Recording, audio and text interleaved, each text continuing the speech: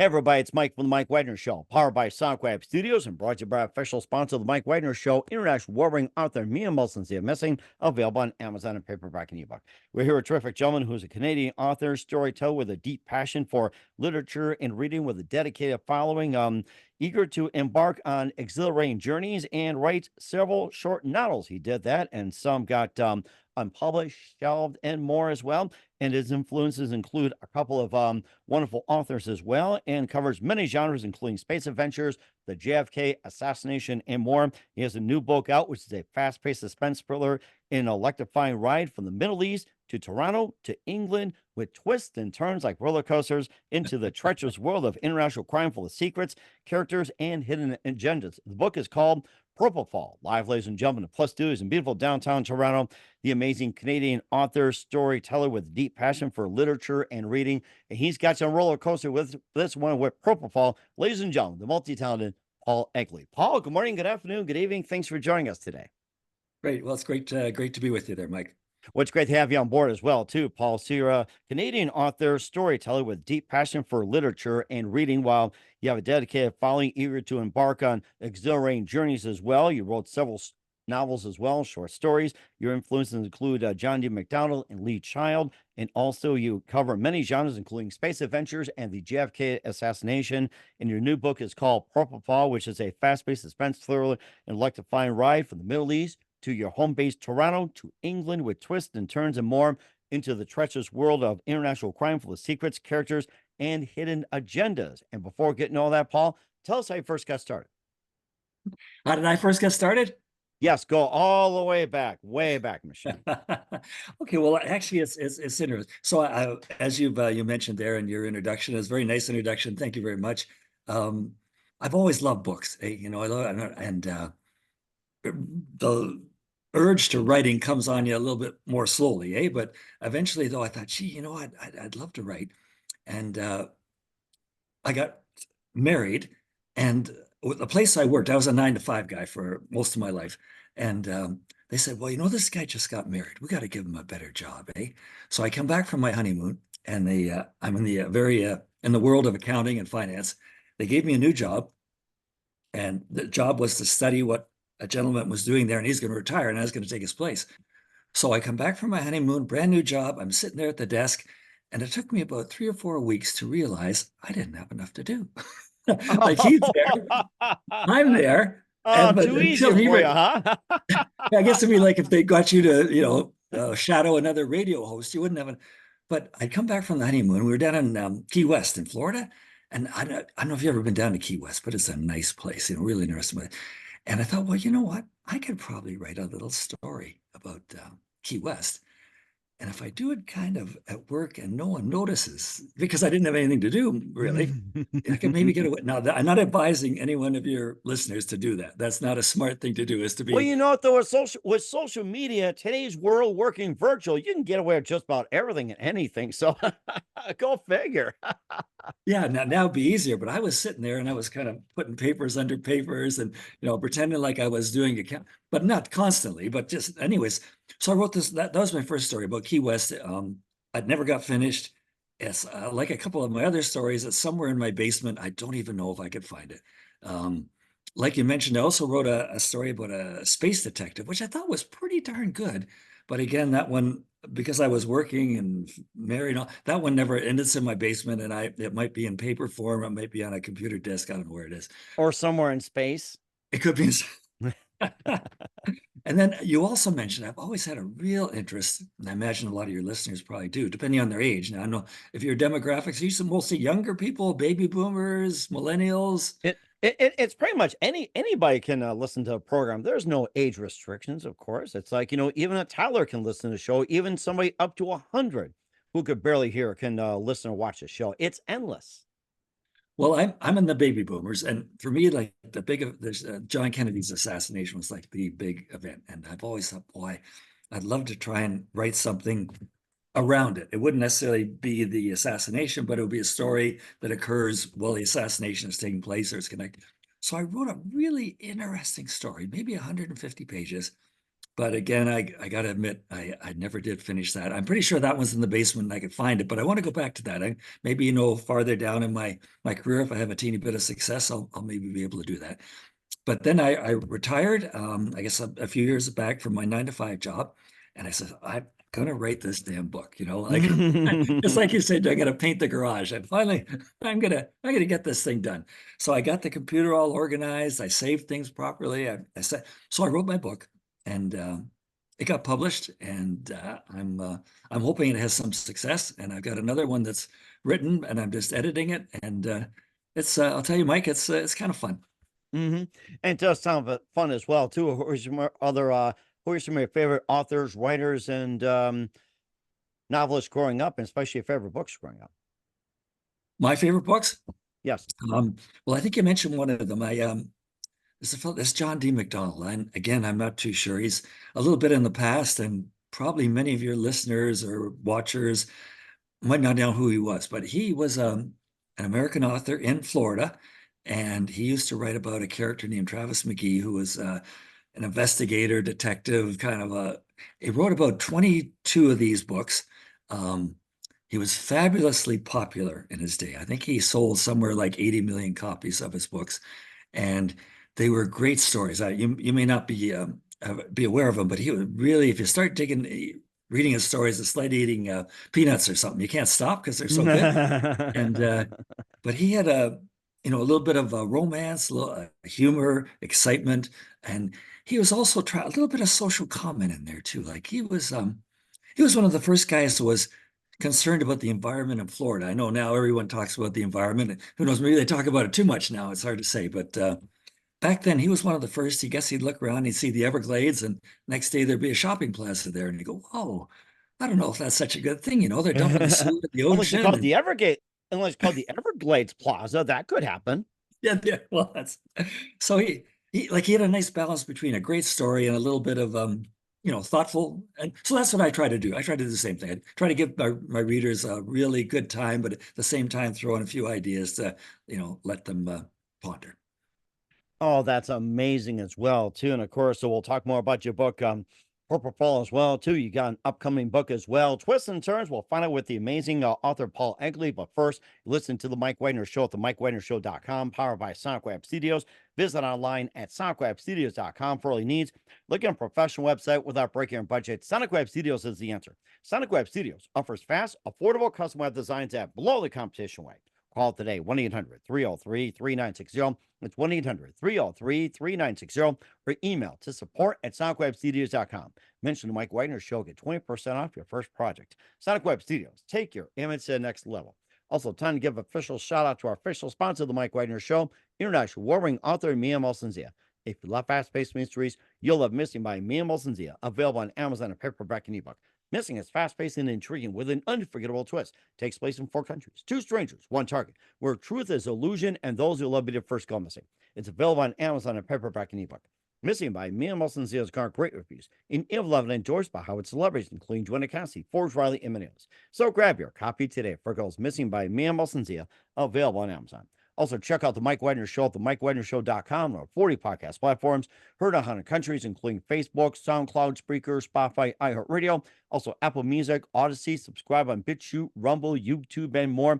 Follow us on Instagram, LinkedIn, Twitter, TikTok, Facebook, and more. Tickets with you on any mobile device. And for great gift ideas, go to Amazon.com. Check out the Mike Wagner Show podcast, t-shirts, pop sockets, throw pillows, tote bags, hoodies. Makes great gifts 24/7. Go to Amazon.com. Make sure you check out the Mike Wagner Show podcast. And for more great gift ideas, go to Amazon.com/Mia Molson Zia for great books like Misting, Once and Wrinkles, also t-shirts, pop sockets, hoodies, phone cases, and more. Amazon.com/Mia Molson Zia. Check it out today. And support the Mike Wagner Show on Anchor FM, PayPal, and the MikeWagnerShow.com. You hear the amazing Canadian author, storyteller with deep passion for literature and reading with a dedicated following, Paul Egli, here on the Mike Wagner Show. Before we talk about the book, Propofol as well, too, that who are some of your other influences that you enjoyed growing up, and some other books? You listed 2 authors, John D. MacDonald, Lee Child, and who are some other favorites? Well, there was a few. My guy, actually, I also like nonfiction books too. Like I was a big fan of the Second World War. Churchill, Winston Churchill, he wrote a history of the Second World War, and I really, really, really enjoyed that. I've got that actually sitting here in my room. A The first fiction author I think that I really enjoyed, like I don't know about you, if you remember the first movie or the first book that really was an eye opener for you, is I read the Sherlock Holmes books. Like in school, we read one. Oh yeah, Yeah, I remember they are that. fun. Elementary, dear Watson, elementary. Yeah, yeah, exactly. Yeah, And they are quite elementary, my dear Watson, elementary. yeah, like the butler. The butler did it with the candlestick. But I But didn't do it.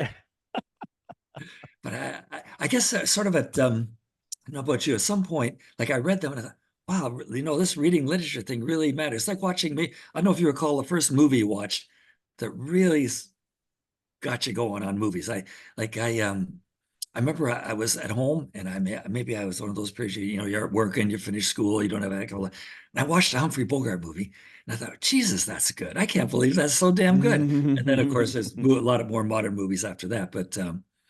So, but I read I read cereal boxes. I Oh read yeah, Facebook. I'm one of those things, or even the ones you cut out the records. You also did puzzles, word games, and everything else. And if you're bored, you just read the ingredients on the box.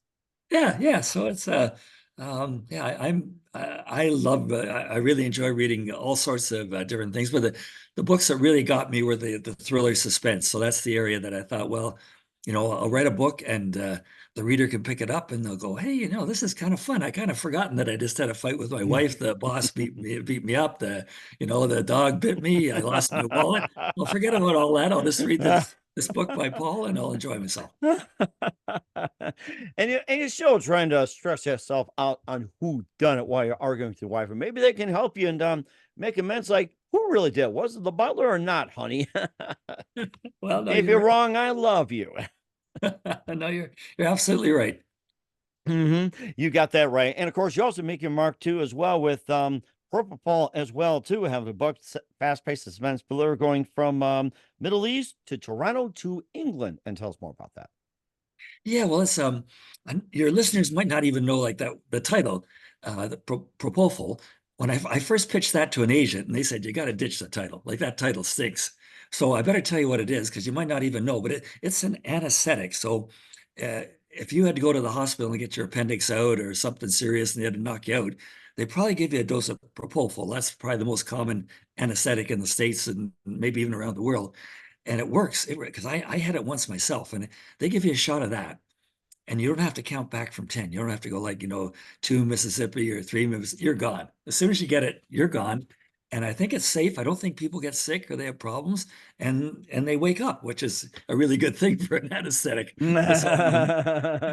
So my story, I don't know how much you want me to tell you about it, but Go it, ahead. All it you want. I mean, this is your time, your art. It's not about me. It's all about you. So go ahead. okay. All right. Well, if you put a lawyer, or a politician, or an author in front of a microphone, they'll never shut up. So, or, so or you just can, or just like, what was it? A Jew, a priest, and a rabbi walked into a bar, and that's it. So well, that's yeah. So, well, you give me a nudge when I've talked too much. But anyways, this book Propofol, it opens up on a subway in Toronto. It could be a train, it could be a plane. But anyways, a guy and a girl are sitting there, and of course, what does a guy do when he meets a girl? What's the normal thing? what's up? Well, yeah, well, actually, he falls in Well, love. in today's society, you're gonna say, "Yo, what's up? Hey." Well, anyways, he falls in love with the girl, but the girl, she gets shot. She gets like a shot in the head, but she doesn't die. But before she gets unconscious, she's holding this laptop computer and she gives it to him and she says, hold on to this thing. It's got a lot of very important information. She doesn't use that many words, but don't let anyone else see it. And when I'm better, you can give it to me. And then she's gone. And Mm. they knock her out because very often when you get your head gets badly hurt, the uh, the doctors decide to put you in an induced coma. I don't know if you ever heard of that, but they knock you out, and the anesthetic they use is propofol. So that's the anesthetic is like a cloud that hangs over the whole book. Because the only person that knows what the hell's going on, what's on that computer, she's unconscious from propofol. Hmm. Okay. And of course, with her being on the computer and everything, and what does the computer what does it contain? Files, everything like that. And why is it so important? And why are the bad guys after it? Well, you kind of hit the nail right on the head there. So the whole thing is it's an international intrigue story because the data on the computer contains information. Now, this might get a little gory. I hope you've had your dinner or your lunch or your, but Well, anyways, I've had some thick crust pizza with a lot of toppings on it, had about maybe 3 meat, 4 meat. I have no problems with it. And I've got my drink as well too. So go right ahead. okay, well, as long as you're, so the information that's on this laptop is about um, people that are harvesting human organs and selling them to hospitals, and then the Hmm. hospitals transplant them. And the only thing is that actually happens in the world. You might not think it does, but there were cases in the Middle East, now going back a few years, where some of those terrorist groups, they kidnapped tourists and they knocked them off. But before they knocked them off, they took their organs and they sold them to get money. And I got to say that the Chinese government, unfortunately, have done that. They have a nasty habit in China. I'm probably offending someone and we'll both get sued, but I think it's documented. When they execute someone, it's not uncommon for them to take the person's organs and either use them or sell them. So the whole point of my book, the whole the bad guy good guy thing, is the bad guys are harvesting these human organs, they're selling them to hospitals for a profit, but they're harvesting them from people without their consent. Like if you bump somebody off and take their kidneys, they don't really, that's not really. So, and then the whole point of the book is that people who have the laptop are trying to figure out, what's on the laptop, what's going on. But the information on there is about this international ring that's, as they say, harvesting human organs and selling them. Mhm.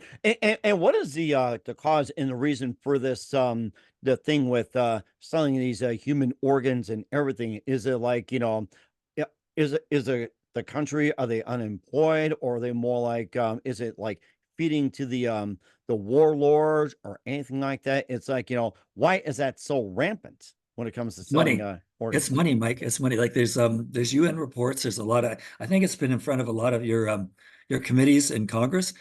The I'm not sure today, but in recent history, it's big business. Like if let's say someone goes to the hospital, like have to get a new kidney, they might pay 45 or $50,000.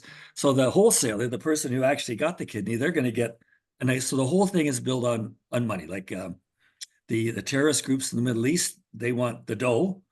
Um, and I guess the Chinese government, I honestly don't know how you wouldn't think they need money, eh? Like they got more money than almost anybody else. But I think the key motive is money, and they're scarce too. So if let's say, God forbid, you or I had to go to the hospital and we had to get a new organ, a lung or a heart or whatever it is, you probably go on a waiting list unless you knew somebody, and you're going to have to pay a lot of money and you're going to have to wait. So there's a way more demand than there is supply. So there's a lot of incentive for bad guys out there to, I mean, it's a terrible, terrible crime. I can't even imagine it, but it happens.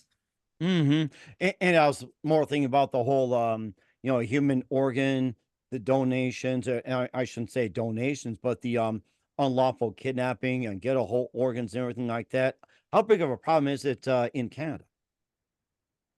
Um, I, I don't think it's a huge problem, but if you let's say well you're like me, I imagine, like my kids say, well, where do you want to go for a holiday? Well, I said, well, I kind of say, well, I'd like to go to Florida or maybe California. They say, oh, no, Dad, well, that's what you got to go to Syria or you got to go to Thailand or something. So if you're unlucky enough to go to a place like Syria and you get into the wrong place and someone grabs you, that might be the end of you, and it might be the end of your, what's inside of you too. So it's, I mean, it doesn't happen every day, but when I did this story, I'm a typical writer, so I usually do a lot of research. I don't want to write about stuff that I don't know about. So there's like there's UN reports saying that this is a problem in the world and it should stop. And that was the bait. When I read that, I thought, well, this would be a good basis for my story. Mhm. And this is all based on a report that you read recently about with countries stealing organs, selling for profit. That was the basis of it. Yeah. Yeah. Wow. Um. Oh, I wouldn't say amazing, but I thought it was just kind of perplexing. That's been going on for years, but I wasn't aware it has gotten so spread worldwide. It was in Africa, now it's China, and I think it's It's, oh my it's pretty gosh. nasty stuff, tell you. It's pretty nasty. Hmm.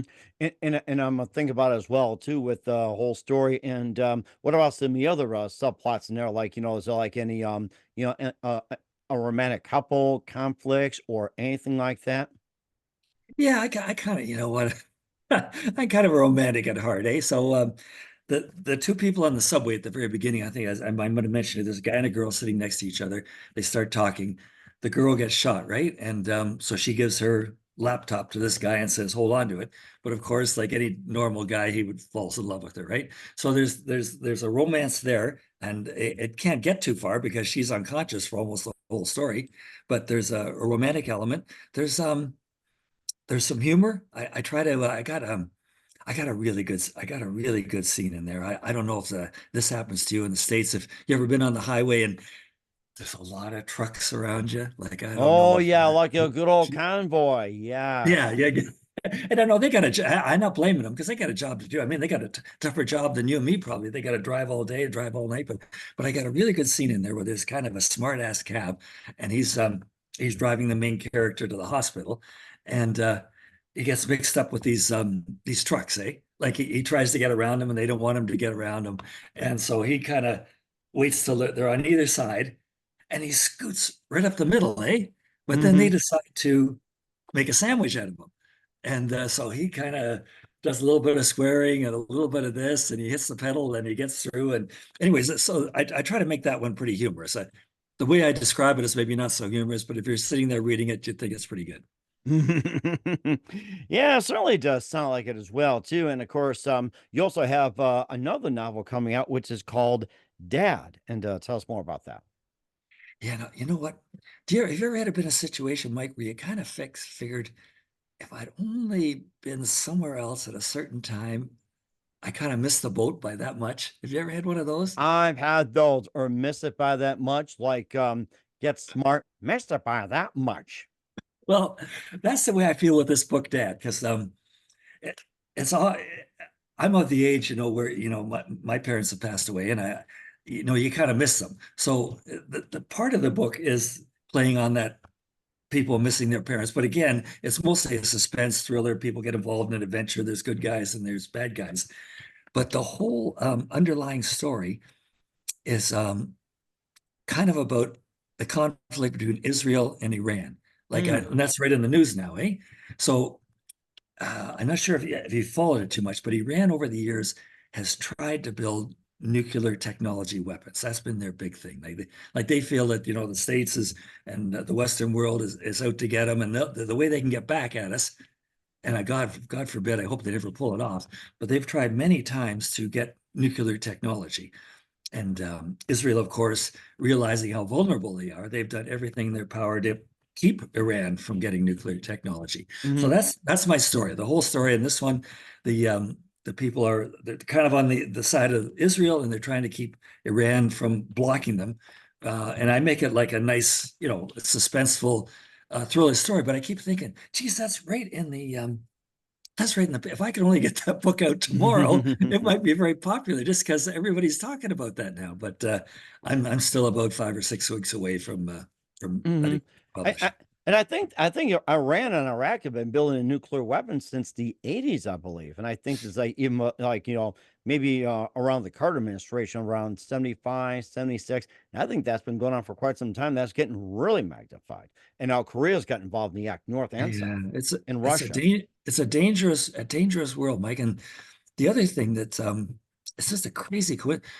Did you hear news reports recently about how the sun was having some activity and it sent a bunch of energy towards the earth and it might knock out your TV or your cell phone and the northern lights the other night? Did you hear about any of that stuff? I saw that on the news, but although we are in the northern part where we're at, We didn't sit whatsoever. We've had some cloudy skies as of late, and I see all the time about you can see Orion, you can see Big Dipper, you can all the astrological news that's going on with the stars, the skies, and you can get your telescope and see this. We haven't really seen a thing up where we're at because it's cloudy up there, and I've seen the Northern Lights, Aurora Borealis, and we had those back where we used to live and everything. But we've had some cloudy skies up here, and I haven't seen it whatsoever. But I did read in some of the news and some of the parts, it is so magnified. It's almost Yeah. like you're watching an electric rainbow.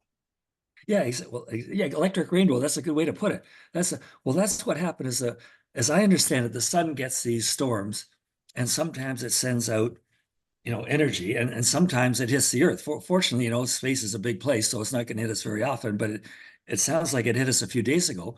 Well, that's my story. The whole opening is the earth gets hit by one of these sunstorms, Hmm. and that starts a whole sequence of events that are, part of my book. So again, once again, I did the get smart thing. I thought, Jesus, it's a shame I can't get my book out there because everybody's talking about the stuff that's in my book, and but I'll try and get it out soon.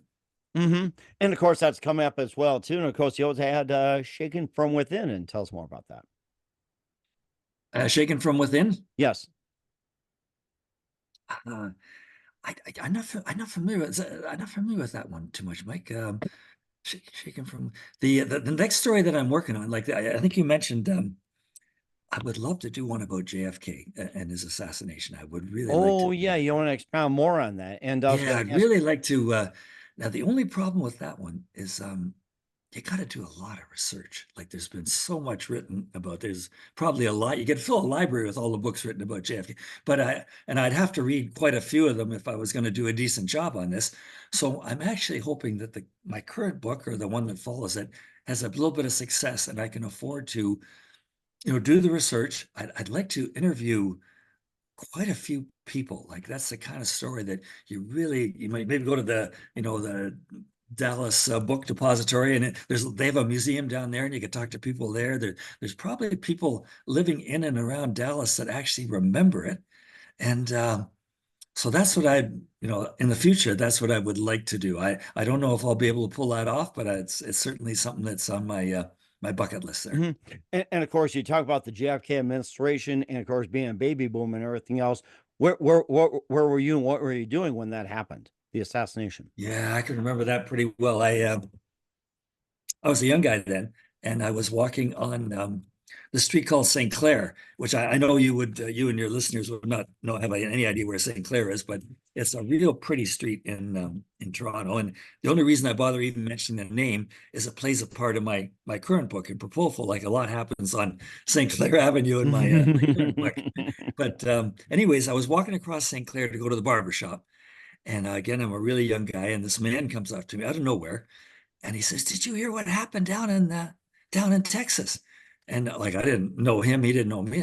He says, "Yeah, the president's been shot." So yeah, to answer your question, I know exactly where I was when this took place, and I know a lot of other people. Like, maybe if you're a bit younger, like maybe 9/11 was a big event for you when the towers went down. So if you ask people, where were you and what were you doing when the towers went down, most everybody can answer that question too. So Oh, very easy too. And of course, I can say off the cuff that 2001, when the towers went down, I was actually taking my son to school, and also I work at the same place. And then I thought it was more of a Howard Stern man called Mueller prank. It's like world, plane crash in World Tower. I thought it was a joke, and then it turned up. It's like maybe the pilots are drunk, towers are going crazy. And the fourth, it's like, what the heck is going on here? So it's like you can call the place, and you'd be like, I thought it was just like a Howard Stern prank. That's what I thought, but well, we're not going to go into it too much, so that's a thing. So, and of course, what's coming up for amazing author Paul Egli? We'll find out just 1 minute.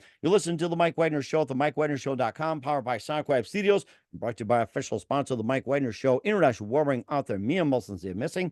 We'll be back with you, multi-talented Paul Egli of Propofol after this time. We're back with author Paul Egli of Propofol here on the Mike Wagner Show, also upcoming dad. And what else can we expect in 2024 and beyond? well, I again, this book, Dad, I'm not sure if you interview a lot of authors, but for me, when I write a book, and you try hard, eh? You don't want to make spelling mistakes and you don't want to use the wrong name for someone, but that stuff creeps in. If you have a book that's 280 or 300 pages, there's bound to be mistakes. And like the worst thing the author can do is, let's say you got a character named Bill and he dies in chapter 4, and then chapter 6 he pops up again. Like Oops. you don't want something. So, anyways, all I'm Unless you saying, believe in ghosts in the paranormal and afterlife, then that's perfectly okay. yeah, well, so or he changes names. He was Bill in chapter 4, and he's George in chapter. So, anyways, all I'm saying is that I go through my book meticulously, word for word, maybe 10 or 15 or 20 times, just to make sure that everything is tight. Hey, there's no spelling mistakes that you don't say or do something or the. So, anyways, that's what I'm doing right now with this book, Dad, which, for the reasons that we talked about, I'd love to get it out there because it deals with the Middle East conflict, it deals with solar storms, and I think people would really. Can I tell you one funny scene in that book? Absolutely. Go ahead. Okay. Well, like I said, it kind of plays on the theme where people miss, their parent. Their parents have passed away, and they're no adult now, and think, gee, I sure wish I could hang out with my mom or my dad. Like, we could relate with each other. We could have a cup of coffee. We could have a drink or watch a baseball game. And so that's part of my book sort of plays on that emotion. So because of that solar storm, really freaky things happen on Earth, right? Hmm. So you got to suspend your imagination a little bit. But one of the freaky things that happens is this guy's father, who died 25 years ago, comes back to life, right? And so they're sitting in a coffee shop and they're having a coffee. And I'll just kind of tip it off. These two guys are going to be part of this adventure, this adventure where you've got Israel on one side and Iran on the other. But that's farther down the road. So anyways, they're sitting in the coffee shop. They're having a coffee, and the father says, "Well, I got to go to the can." So we go, Hmm. "Sure, that's fine." So he goes to the can and he does what he's got to do, and he comes back and he looks at his son. He says, "What the hell kind of washrooms do you have here?" Like so he died 25 years ago, right? And the son looks at him. He says, "What do you mean, Dad? What's the problem with the washroom?" Well, I walk up to the sink. I put my hands there, and the water comes on by itself. Then Oh, I go near wow. the soap dispenser, and the soap comes out. Then I go over to the towel rack, and the towel pops out. Like, what kind of society have you guys turned into? Are you like you got to be the laziest people in the world? And anyways, that's a little bit of my humor. Oh my gosh. Yeah, it's so amazing. And where can people find your books at, Paul? It's Amazon, Barnes and Noble, and the yeah, just look for my name or the name Propofol. It's you know how to spell it, and it's available there. You can buy it. And what's the website? My website is my name, so it's Paul and then no punctuation, just Egli.net, and I've got some cool stuff on there. I talk about the book, I talk about other things, I talk about myself. Um, I like to talk a little bit too about what I try to the experience I try to give the reader, like what is behind my books and how I hope that they'll enjoy my books when they read it. So it's my name, paulegli.net. All right. Well, certainly check that out. We're here with the amazing, multi-talented author Paul Egli, a Propofol here on the Mike Wagner Show. And just a couple more things. Who do you consider biggest influence in your career? I think those writers that I mentioned to you, I had a love of writing, and well, do you know the author John Grisham? Do you know him? Hmm. Yes. What was So it? The client? yeah, that's right. He wrote The Client. He wrote a book a little earlier than that called The Firm, which is about a young guy that started off at a law office. What city was that? Gee, I can't quite remember. I think it was. I'm pretty sure it was a Midwest city, and Chicago? maybe a little farther west. But anyways, he but that book was so damn interesting. I remember I started reading it about 8 o'clock at night. This is when he was a new author, right? And I started reading it. Maybe my wife or one of my friends gave it to me. Well, Mike, I couldn't put the damn thing down. So like it's midnight and maybe I'm halfway through, and I'm thinking, I can't stop reading this book. So I keep on going. It might be 3 o'clock or 4. I don't know when I finish, but I had to get up next morning at 7 o'clock to go to work. So Oops. so this was not a smart thing to do. But But the point of the story that I'm telling you is the power of the written word. Like if you're, I'm not in, I'd be quite happy to carry John Grisham's bags out to the airport. I'm not in the same group class as him. But it just shows you, though, a really good book can draw you in and really be exciting, and you can enjoy it. I mean, so that was one of the things that really said, Paul, you got to be you got to take your shot at writing. Like if you can give people even close to the same experience that John Grisham can give, or I know I love Stephen King. I think that guy is just a pure Oh, one genius. of the best in the business. Yeah, he is. Wow. He writes. He used to write a lot of kind of I guess kind of horror stuff. But he wrote The Green Mile. I don't know if you know the Green Mile. He wrote a couple other books. Like he wrote a terrific book about Kennedy. He wrote just a fantastic book about Kennedy's assassination that I've read many times, and just a super guy. But again, the point of it is that if you're a good writer, you can give the reader as great an experience as going to see one of the best movies possible. Oh, certainly indeed as well too. And we got all that, some big influence as well. And what's the best advice you can give to anybody at this point? About writing. Or just overall in general? Overall, in general, oh boy, now there is a real. I wish it would have given me that, tipped me in advance. Well, I got to ask you the same question too at the end. Okay, is that a fair deal if I give you an answer? Absolutely, absolutely. Okay. So the advice. Give me 1 second. I don't want to chew up all your time, but wow, maybe be true to yourself. Like if you believe in something and you think it's important, and it's worth either defending or doing something about it, then like I say, be true to your own values and your ideas and what you believe in. So over to you. What advice would you give to someone? I would simply say, in the words of Michael Jordan, just do it. That's how I look at it. So you just do it, use your gifts, use them wisely. If you don't know your gifts, you just ask somebody, search yourself, or go to a higher power. So that's how I do it. So you just get out there, do what you love, and everything you do as well. So we're here with the amazing author Paul Egli of Pro Propofol here on the Mike Wagner Show and more. Paul, a very big thank you for your time. You've been absolutely fantastic. Looking forward to having you again soon. Keep us up to date. Keep in touch. We'd love to have you back. Once again, what's your website? How do people contact you? Where can people purchase or check out your books? So my website is Paul Egli, my name.net. And you can go and get a copy of the book at Barnes and Noble or Amazon. And I got to say, Mike, it's been a real pleasure to sit here and chat with you, and wish you the best. And we can try and stay in touch. Sounds great. And what's your website again? It's my name, Paul Egli, EGLI.net. All right, we'll certainly check that out. Paul, very big thank you for your time. You've been absolutely amazing. Looking forward to having you again soon. Keep us up to date. Keep in touch. We laugh at your back. We wish all best. And Paul, you definitely have a great future ahead of you. Oh, thank you very much, Mike. It's a pleasure and thanks a lot for having me on your show here.